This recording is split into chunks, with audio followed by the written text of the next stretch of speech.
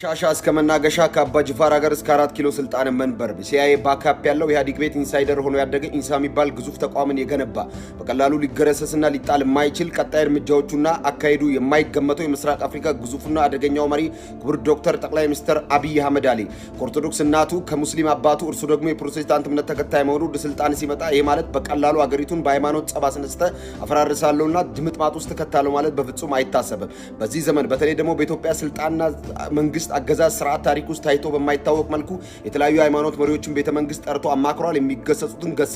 ለሀገር ልማትና እድገት መስራት እንዳለባቸውና ለሰላም መጸለይ እንዳለባቸውም ጠቁሟል። ከሃይማኖት ጀርባ የተጠነሰሱ አደገኛ ሴራዎችንም በቀላሉ ማክሸፍ ችሏል። ሰውየው የሸዋ ፖለቲካን እየጠጣ ማደጉ፣ ትግርኛና ኦሮምኛ አቀላጥፎ መናገሩ፣ ትግራይና አማራ ሲጋቡ ወላይታ ከትግሬ ሲዋለድ ያየ ጥንቁቅ ኢትዮጵያዊ በመሆኑ ምክንያት በዚህ ምክንያት የክልል ጥያቄን ሰበብ በማድረግ የብሔር ጥያቄንም ምክንያት አመክንዮ በማድረግ ከጀርባው የተለያዩ ሴራዎችን በማንገብ ሀገርን በቀላሉ በብሔሩ ጥንቅጥ ውስጥ በመክተት ማፍረስ በሱ ስልጣን ዘመን አይታሰብም።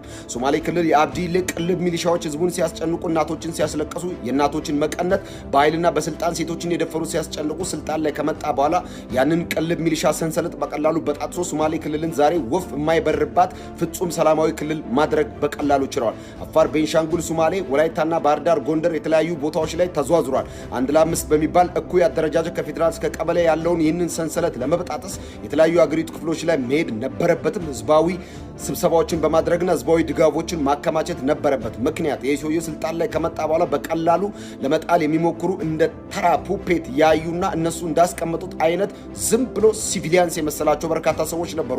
ሀገር ተፈጥሯዊና ሰው ሰራሽ አደጋ ከፊት ለፊቷ ሲጋረጥባት እንዴት መፍታት እንዳለበት የሚያውቅ ኮርኔል መሆኑን የዘነጉ ማስ ስፖርትና የተለያዩ ፓርኮችን ለህዝብ የሚጠቅሙ ፕሮጀክቶችን ሲያስመርቅ የናቁ ሰዎችን ለማስታወስ ያክል ሱፉን አስቀምጦ ቦኔቱን ታጥቆ መሳሪያውን በጡንቻው ላይ አድርጎ ሀገርን ለማፍረስና ሉዓላዊ ማንነቷን ለመደርሰስ የወጡ ሰዎችን ዳር አስይዟል።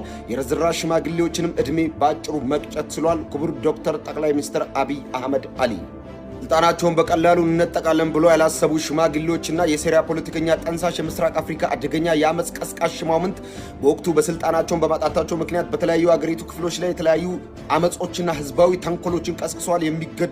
ሞት የማይገባቸውን ሰዎች ገለው ህዝብን ለአመፅ አነሳስተዋል። ይህንንም ሴራና ተንኮል በቀላሉ ገርሶ ህዝቡንና አገሪቷን ወቀድሞ ሰላሟን ለመመለስ ጥቂት ጊዜ ብቻ ነው የፈጀበት ጠቅላይ ሚኒስትር ዶክተር አብይ አህመድ አሊ የሲዳማ ህዝብን የክልል ጥያቄ መልሷል። ወደ አርባ ምንጭና ወደ ወላይታ ተጉዞም የልማትና መሰረታዊ የክልል ጥያቄ ፍላጎታቸውንም መልሷል። በተለያዩ አገሪቱ ክፍሎች ላይም ተንቀሳቅሶ የህዝቡን ጥያቄና ግዙፍ ፕሮጀክቶችን ከፌደራል መንግስት ጋር ብቻ ሳይሆን ወደ ታች እስከ ዞን መንግስት በመውረድ ልማትና እድገት የሚያስፈልጋቸውን ፕሮጀክቶች ሊገነቡ ይገባቸዋል ብሎ ያሰባቸው ቦታዎች ላይ ትልልቅ ግዙፍ ተቋማትን ገንብቷል።